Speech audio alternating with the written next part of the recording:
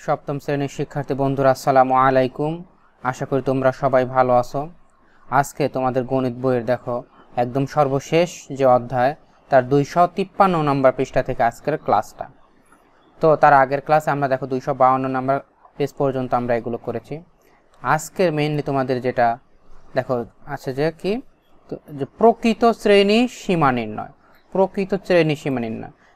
তো প্রকৃত শ্রেণী সীমা নির্ণয় করা বলতে কি বোঝায় দেখো, প্রথম ক্লাস আমি তোমাদেরকে বলেছিলাম যে তথ্যগুলো তোমাদের এই পরিমাণগত যে তথ্য সেগুলো আবার দুই প্রকার, কিছু আছে বিচ্ছিন্ন আর কিছু আছে অবিচ্ছিন্ন। বিচ্ছিন্ন বা ডিসক্রিট, অবিচ্ছিন্ন বা কন্টিনিউয়াস। তো এইগুলো আসলে বিচ্ছিন্ন ডেটা। বিচ্ছিন্ন কেন দেখো, এই যে প্রথম যে শ্রেণীটা এখানে আছে দেখো 31 থেকে 35, 31 থেকে 35, তাহলে শেষ হয়েছে কত 35-এ, এবং পরের শ্রেণীটা আবার শুরু হয়েছে 36। তাহলে দেখো একই না হলে 35 এবং 36-এর মাঝখানে কিন্তু পার্থক্য 1। 36 থেকে 35 বাদ দিলে থাকবে কত 1, সুতরাং পার্থক্য 1। এইটা হচ্ছে বিচ্ছিন্ন ডেটা, ঠিক আছে, বিচ্ছিন্ন। তো বিচ্ছিন্ন হলে এগুলোকে আসলে কন্টিনিউয়াস কিভাবে করতে হবে সেটাই তোমাদেরকে আসলে মেইনলি বোঝানো হয়েছে প্রকৃত শ্রেণী সীমা বলতে, ঠিক আছে। বিচ্ছিন্ন ডেটা থেকে কিভাবে অবিচ্ছিন্ন করা হয় বা ডিসক্রিট ডেটাকে কিভাবে কন্টিনিউয়াস করা হয় সেটাই আসলে এখানে আলোচনা করা হয়েছে। দেখো আগের যে উদাহরণটা ছিল আগের ক্লাসটাতে, এটাও কিন্তু ছিল দেখো বিচ্ছিন্ন 30 থেকে 35, তারপর আবার 36। তার মানে দেখো এই যে 35-এর শেষ প্রথম শ্রেণীটা এবং 36 দিয়ে আবার দ্বিতীয় শ্রেণীটা শুরু, ঠিক আছে। সো এই যে 1 করে গ্যাপ, সুতরাং এগুলো হচ্ছে বিচ্ছিন্ন তথ্য, ঠিক আছে, উপাত্ত।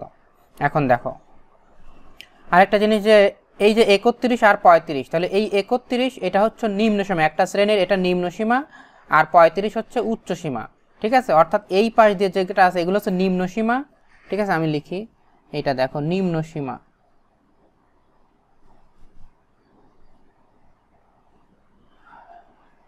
আর এই পাশ দিয়ে যেটা আছে সেটা হচ্ছে উচ্চ সীমা,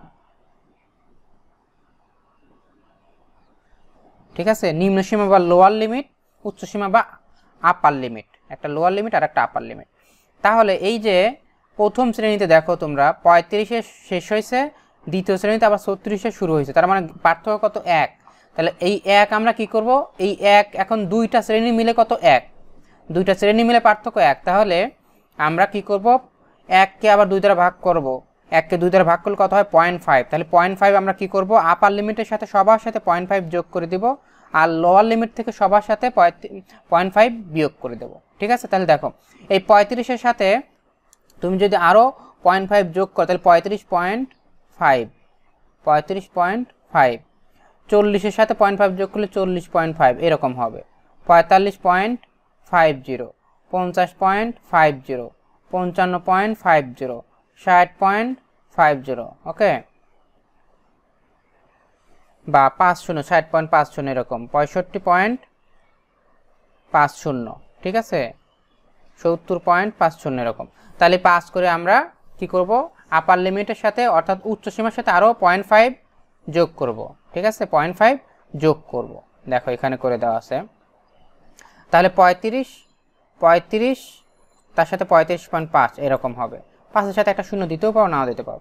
তাহলে আপার লিমিটে যা ছিল সবার সাথে 0.5 যোগ করা হয়েছে, ঠিক আছে। দেখো সবার সাথে 0.5 যোগ করা হয়েছে, আর লোয়ার লিমিট থেকে 0.5 বিয়োগ করো, তাহলে ছিল 31, সেখান থেকে 0.5 যদি আরও অর্থাৎ 0.5 যদি বিয়োগ করি তাহলে কত হবে 30.5, ঠিক আছে। সবার কাছ থেকে 0.5 বিয়োগ করব, 36 থেকে 0.5 বিয়োগ করলে কত হবে 35.5, ঠিক আছে। তারপর দেখো 41 থেকে 0.5 বিয়োগ করলে 40.5, ওকে। সবার কাছ থেকে আমরা লোয়ার লিমিট থেকে 0.5 বিয়োগ করে দেবো, ঠিক আছে, 0.5 বিয়োগ করব, এই পাশে বিয়োগ করব, ঠিক আছে, এই পাশে বিয়োগ করব, আর এই পাশে 0.5 যোগ করব। যোগ করলে এখন তাহলে কী হয়েছে দেখো, এখানে শেষ হয়েছে 35.5, আবার পরটা শুরু আবার 35.5, দ্বিতীয়টা আবার শেষ হয়েছে 40.5, তৃতীয়টা আবার শুরু 40.5। তাহলে এটাকে বলা হয় অবিচ্ছিন্ন বা কন্টিনিউয়াস ডেটা, ঠিক আছে, অবিচ্ছিন্ন বা কন্টিনিউয়াস ডেটা। আশা করি তোমরা বুঝতে পারছো মেইনলি এখানে বিচ্ছিন্ন থেকে কিভাবে অবিচ্ছিন্ন করা হয় সেটাই বোঝানো হয়েছে। সো তারপরে আবার দেখো এইটাই করে দেওয়া হয়েছে প্রকৃত শ্রেণী। এখন তোমাদের দেখো এখন তারপরের পেজ আছে একক কাজ। একক কাজে কি বলছে, গণসংখ্যা নিবেশন সারণী পর্যবেক্ষণ করো এবং নিচের প্রশ্নগুলোর উত্তর দাও। কি, যে এটি একটি কারখানার 650 জন শ্রমিকের দৈনিক আয়ের গণসংখ্যা। ঠিক আছে, 650 জন শ্রমিকের আয় দেয়া আছে। চলো আমরা দেখি কি আছে। ফার্স্টে দেয়া আছে কত, দেখো শ্রেণী ব্যাপ্তি কত, 500 থেকে 600 টাকা আয় করে। 500 থেকে 600 টাকা আয় করে কতজন, 45 জন শ্রমিক, তাদের আয় 500 থেকে 600 টাকা। 600 থেকে 700 টাকা আয় করে 50 জন শ্রমিক। এরকম 700 থেকে 800 টাকা ইনকাম করে 90 জন শ্রমিক। 800 থেকে 900 টাকা ইনকাম করে 150 জন শ্রমিক। এভাবে শ্রমিক সংখ্যা এই পাশে আর তাদের কত আয় সেটা এখানে দেয়া আছে। সেখান থেকে আমাদের অ্যান্সার করতে হবে কি, দেখো প্রথমে শ্রেণী ব্যাপ্তি কত, শ্রেণী ব্যাপ্তি তাহলে দেখো এই যে এখানে প্রত্যেকটা কত দেওয়া আছে, যে 500 থেকে 600, তাহলে কত শ্রেণী ব্যাপ্তি কত, 100। 600 থেকে 500 বাদ দিলে কত হচ্ছে 100, বা 600 থেকে 700 টাকা। ঠিক আছে, 700 থেকে 600 বাদ দিলে কত হয়, 100 টাকা। ঠিক আছে, তাহলে শ্রেণী ব্যাপ্তি কত হলো, 100। এটা খুবই সহজ, আশা করি তোমরা বুঝতে পারছো। তারপরে বলছো খতে, দেখো যে কোন শ্রেণীর গণসংখ্যা সবচেয়ে বেশি, গণসংখ্যা সবচেয়ে বেশি কোন শ্রেণীর, দেখো গণসংখ্যা এখানে দেখো কোনটা সবথেকে বেশি, এই যে 200 সবথেকে বেশি। দেখো কোন শ্রেণীর এটা, তাহলে 900 থেকে 1000, শ্রেণীর কোনটা, 900 থেকে 1000। তাহলে কোন শ্রেণীর গণসংখ্যা সবথেকে বেশি, এটার অ্যান্সার হবে 900 থেকে 1000। ওকে, আশা করি বুঝতে পারছো। তারপরে কোশ্চেনটা দেখো যে কোন শ্রেণীর গণসংখ্যা সবচেয়ে কম, সবচেয়ে কম কোনটা, এই যে 5 সব থেকে কম, তাহলে কোনটা, এটা 1300 থেকে 1400। ঠিক আছে, তাহলে সব থেকে কম হবে কোনটা, এটা হবে 1300 থেকে 1400।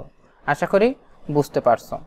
তারপরে বলছে যে দেখো ঘ নাম্বার, 900 থেকে 1000 শ্রেণীর উচ্চ সীমা কত, বলেই দেওয়া আছে 900 থেকে 1000, তাহলে শ্রেণীর উচ্চ সীমা মানে হচ্ছে এই 1000 হচ্ছে উচ্চ সীমা। ঠিক আছে, 1000 উচ্চ সীমা, আর যদি বলতো নিম্ন সীমা তাহলে হতো 900। ওকে, আশা করি বুঝতে পারছো। তারপরটা দেখো যে কোন দুইটা শ্রেণীর গণসংখ্যা সমান, কোন দুইটা শ্রেণীর গণসংখ্যা সমান, গণসংখ্যা সমান কোনটা, কোথায় তোমরা এইখান থেকে দেখবে, দেখো যে এই গণসংখ্যা এই জায়গায় কোন দুইটাতে গণসংখ্যা সমান, সেটা আশা করি তোমরা পারবে, এটা কমেন্টে জানাবে। ওকে, এটা তোমাদের জন্য হোমওয়ার্ক থাকলো, তোমরা কমেন্টে জানাবে যে আসলে কোন দুইটা শ্রেণীর গণসংখ্যা সমান। ঠিক আছে, তাহলে আমরা কিন্তু এটা করে ফেললাম, দেখো এই একক কাজটা আমরা করে ফেললাম। সো আজকের ক্লাসটা এই পর্যন্তই, দেখা হয় পরে ক্লাসে। সকলকে ধন্যবাদ, আল্লাহ হাফেজ। আর তোমরা যদি চ্যানেলটা সাবস্ক্রাইব না করে থাকো অবশ্যই চ্যানেলটা সাবস্ক্রাইব করবে এবং ভিডিওটি কেমন লাগছে অবশ্যই সেটা কমেন্টে জানাবে। ভালো লাগলেও কমেন্ট করবে এবং ভালো না লাগলেও কমেন্ট করবে। সকলকে ধন্যবাদ।